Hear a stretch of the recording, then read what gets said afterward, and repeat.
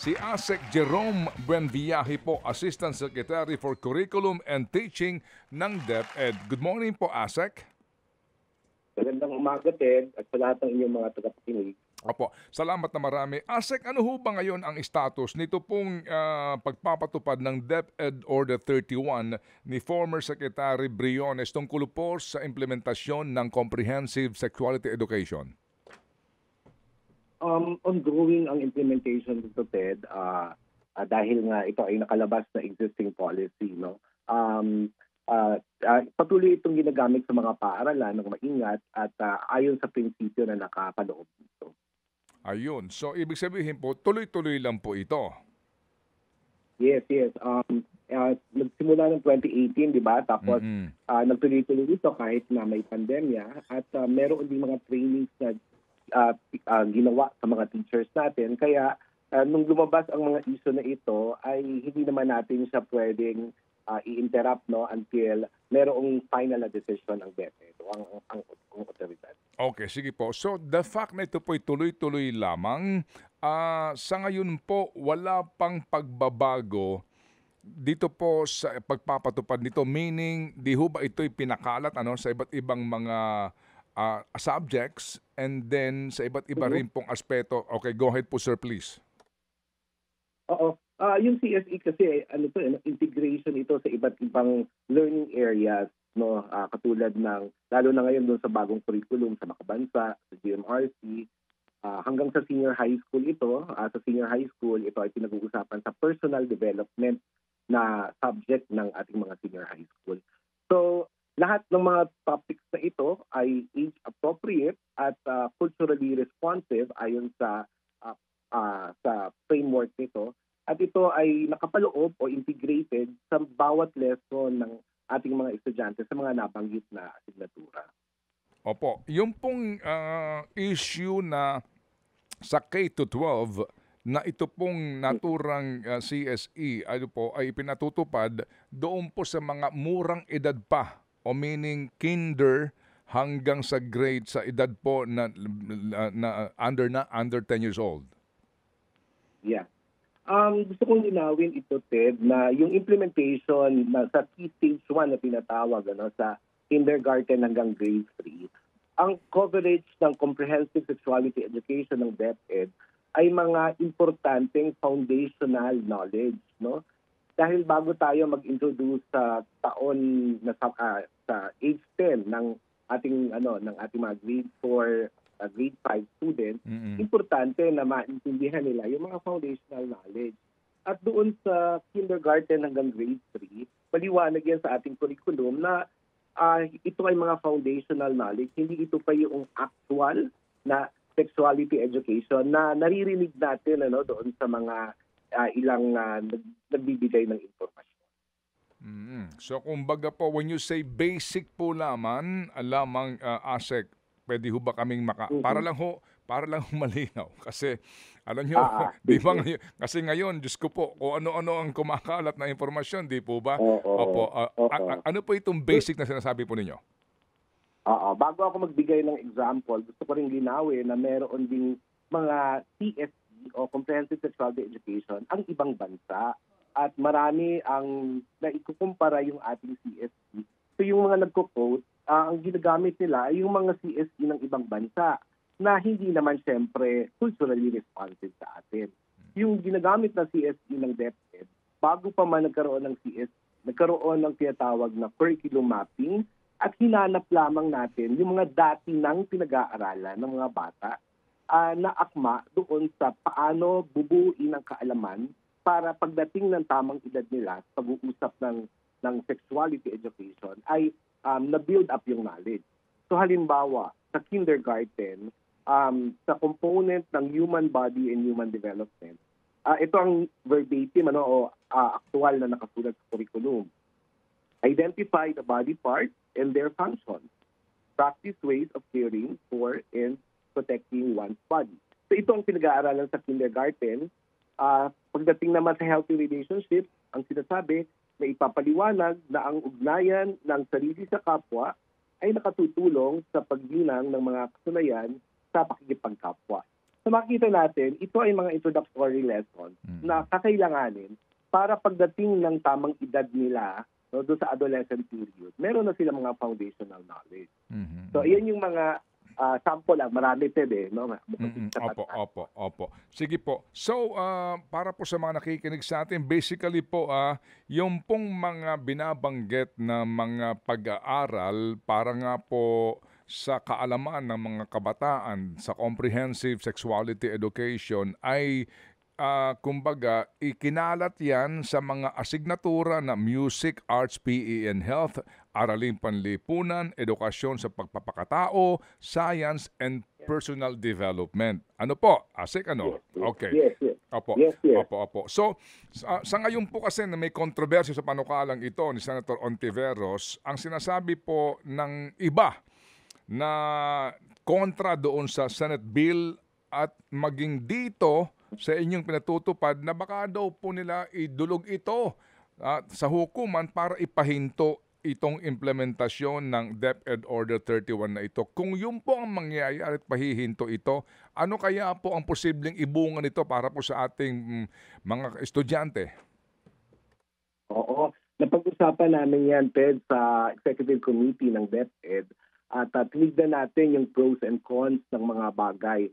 At obvious naman yung reason na ang awareness ng tao o ng mga bata will lead them to irresponsible behaviors. So sa madaling salita, hindi man natin ito agarang makikita sa ngayon, ay makikita natin na maapektuhan ang mga decision-making process ng ating mga estudyante, lalo na yung mga hindi nakakakuha ng sapat na kaalaman mula sa komunidad, sa pamilya, at ang paaralan ng isang safe space para mapag-aralan nila ang mga ganitong bagay. So, hindi natin siya makikitang biglaan yung impact nito kung halimbawa darating sa punto na mapatitigil. Pero everyday counts, no? At bawat araw ay merong mga kaganapan sa lipunan. Kaya medyo yun yung risk na pwede natin i-take kung dumating ang panahon. Mas malaki po ang mawawala kung sakasakaling pahihinto ito totally. Ano po? Ganun po yung ASEC. Yes. Yes, oo. Si ASEC Dex Galban, isang assistant secretary na nakafocus naman sa health ng ating Department of Education. Marami siyang datos, at napag-usapan namin yun sa aming mga pulong.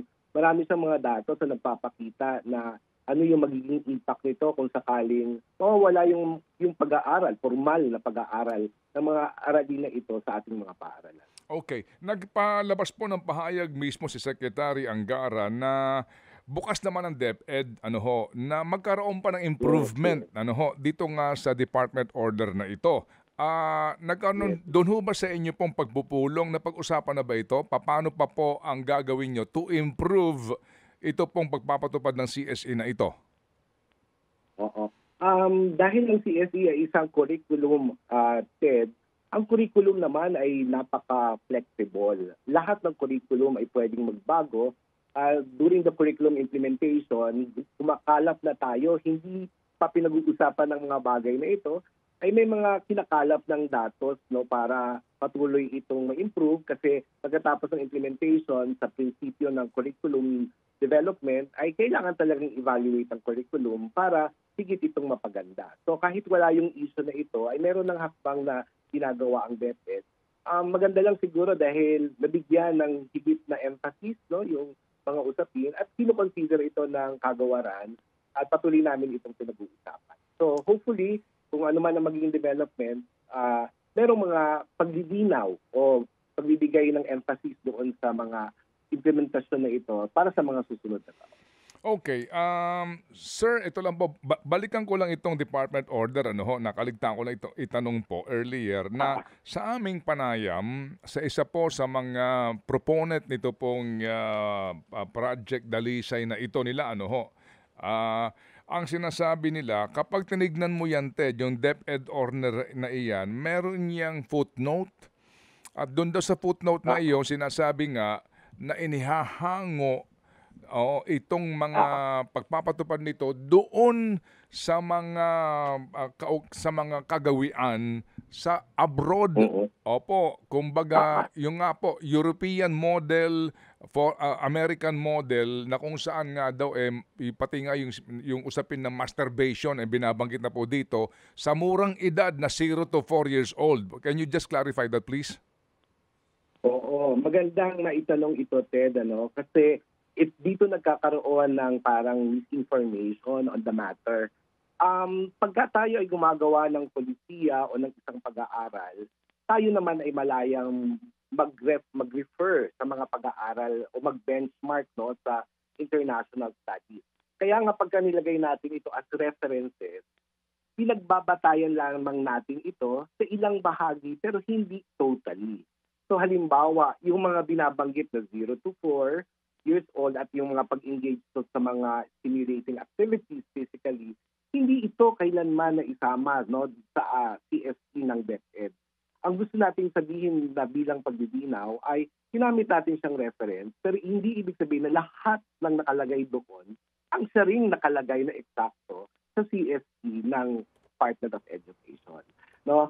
Ginagamit natin itong batayan dahil ito ay isa sa mga framework, international framework, pero lagi natin sinasaalang-alang yung age appropriateness at tayo bilang mga Pilipino ito ay culturally responsive.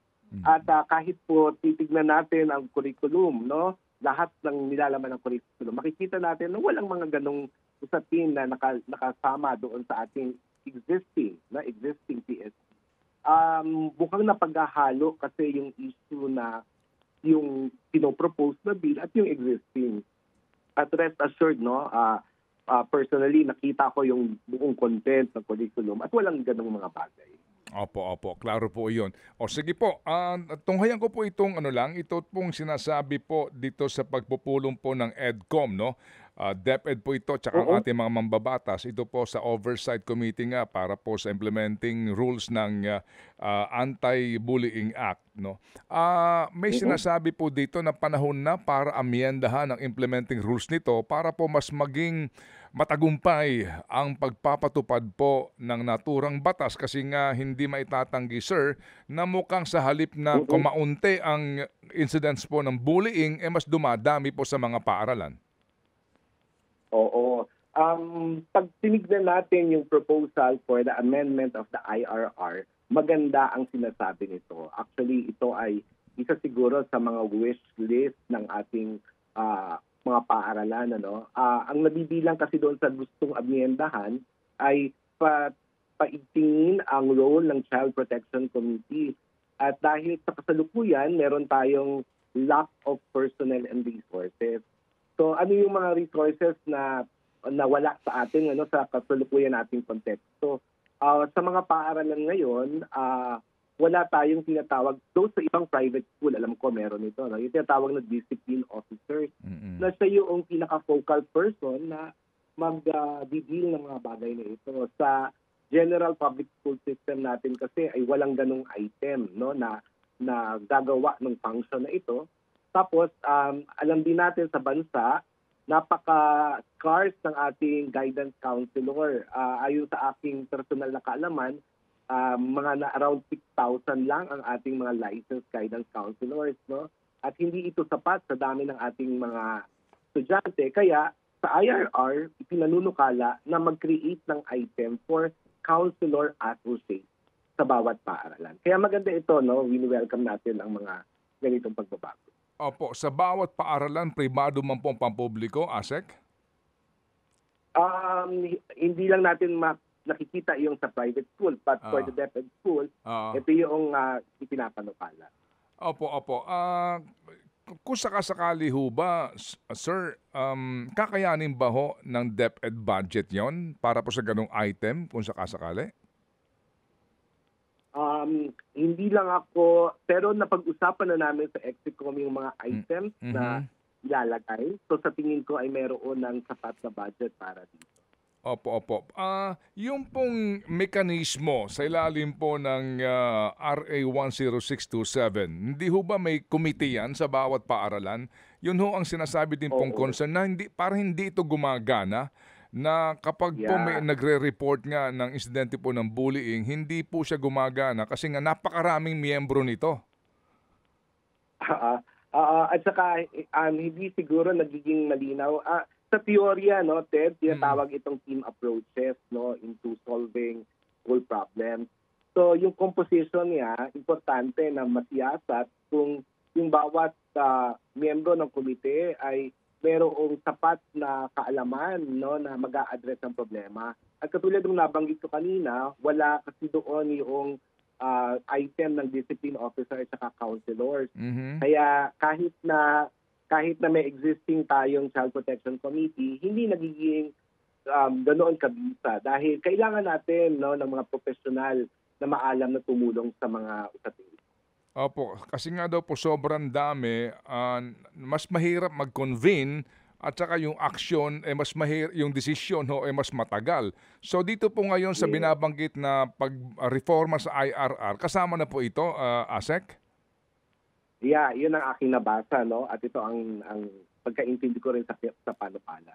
Opo, opo. Yun din daw hong sinasabi na parang acknowledgement or reward system sa mga paaralan po na zero bullying incident. Ito raw po isa sa mga sa mga dahilan kung bakit nga yung ibang mga eskwelahan sa halip na na lumantad at magsabi na nangyayari yun sa kanila pong mga paaralan, tinatago daw po ang mga bullying cases. Oo nga, no, nakakalungkot ito, kaya tinitignan ang issue na ito. Kasi ang kailangan natin sa field ay authentic data o makatotohanang mga datos. Kasi kung ang mga insentibong ito ang nagdudulot para hindi tayo makakuha ng mga totoong datos mula sa ground, siyempre na hindi maganda ito dahil hindi nai-improve ang ating polisiya. Kaya nga magandang hakbang ito para masiguro natin na talagang we will get authentic data. At doon sa IRR na pinopropose, no, sinasabi doon na magkakaroon ng Learner Rights and Protection Office na para may sistematikong implementasyon ng pagkuha at pagkalap ng mga datos. Opo, opo. Kailan po, sir, matatapos itong revised IRR na ito? O wala pa tayong nakukuhang specific date, pero umaasa tayo na sa lalong madaling panahon para sa pagbubukas ng bagong klase sa taong 25-26 ay mapapakinabangan natin ang bagong pulisiyang ito. Okay, sige po. So salamat po na marami. ASEC sa inyo pong panahon at kami po nakasubaybay po sa napaka-importanteng isyong ito. Lalo na nga po at lumalabas daw ho sa PISA 2022 survey na, Yes. mukhang dumarami po ang nakakaranas ng bullying sa paaralan. Ang sinasabi nga daw po dito, 53% of boys experience bullying at least a few times monthly. Ito po sinasabi sa PISA study po, ASEC. Yeah. Oo, kaya nga itong IRR na ito ay naka-align din, no, dun sa bagong batas, yung 080, yung Basic Education, Mental Health and Wellbeing Promotion Act. Kasi hindi natin maitatanggi sa mga pag-aaral na ang batang successful, yung achieving child, siyempre ay nasa isang safe environment. So, Opo. konektado ang mga bakit. Okay, sige po. Salamat na marami, ASEC, sa inyo pong panahon sa aming pong programa. Thank you, sir. Maraming salamat. Opo, thank you. Si Assistant Secretary Jerome Buenviaje, ang Assistant Secretary for Curriculum and Teaching sa Education Department.